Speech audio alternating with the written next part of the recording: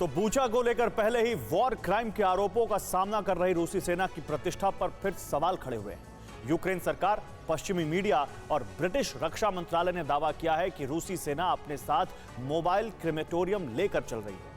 आरोप है कि रूसी सेना अपने नरसंहार के सबूत मिटाने और अपने सैनिकों की संख्या को छिपाने के लिए मोबाइल शव दाह ग्रहों का इस्तेमाल कर रही है।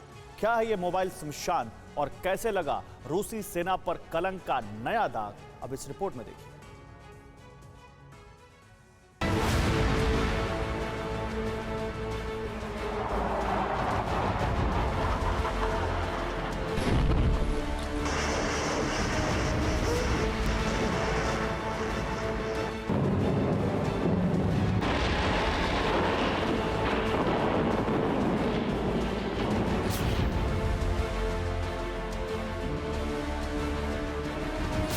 बूचा में बर्बरता का कलंक।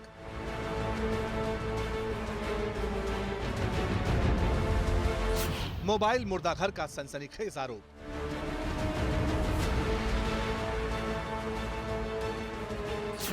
साजिश के शवदाह का पूरा सच। क्या बूचा में रूसी सेना ने कत्लेआम मचाया? क्या शहर में नागरिकों के खून से होली खेली गई? और क्या वाकई रूसी सेना यूक्रेन के सिर्फ बूचा में ही नहीं, शहर शहर यही कह ढा रही है?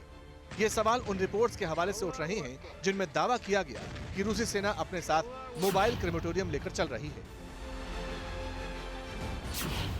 बूचा से लेकर मारियोपोल तक रूस और यूक्रेन की सेनाओं में भीषण युद्ध छिड़ा है। रणभूमि से आ रही विध्वंसक तस्वीरें दुनिया को दहला रही हैं। इस बीच बूचा के नरसंहार में रूसी सेना के लड़ाई के तरीकों पर सवाल उठा दिए हैं। यूक्रेन का इल्जाम है कि रूसी सेना युद्ध के नियमों को ताक पर रखकर निर्दोष नागरिकों से बर्बरता कर रही है और बर्बरता के सबूत मिटाने के लिए साथ लेकर चल रही है चलता फिरता शमशान। साजिश के शवदाह की थ्योरी को टटोले तो एक रिपोर्ट में दावा किया गया है कि रूसी सेना बख्तरबंद गाड़ियों के बीच मोबाइल शवदाह लेकर चल रही है।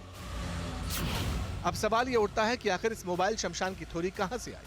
असल में इस सिलसिले में ब्रिटिश रक्षा मंत्रालय ने एक वीडियो जारी कर दावा किया कि रूसी सेना अपने साथ मोबाइल क्रेमेटोरियम लेकर चल रही है। बताया गया है कि सामान्य से ट्रकों में इलेक्ट्रिक क्रेमेटोरियम सिस्टम लगाकर इन्हें तैयार किया गया।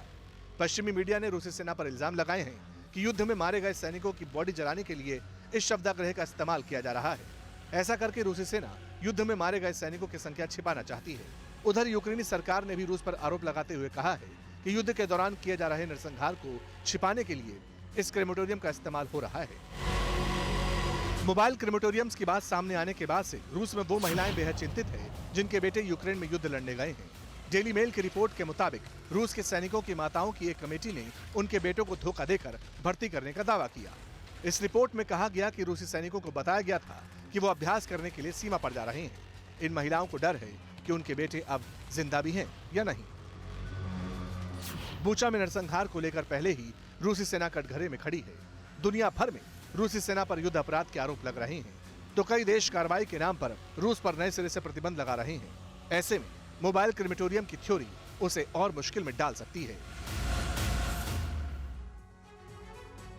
परवाह देश की, सोमवार से शुक्रवार रात 10 बजे TV9 भारतवर्ष पर।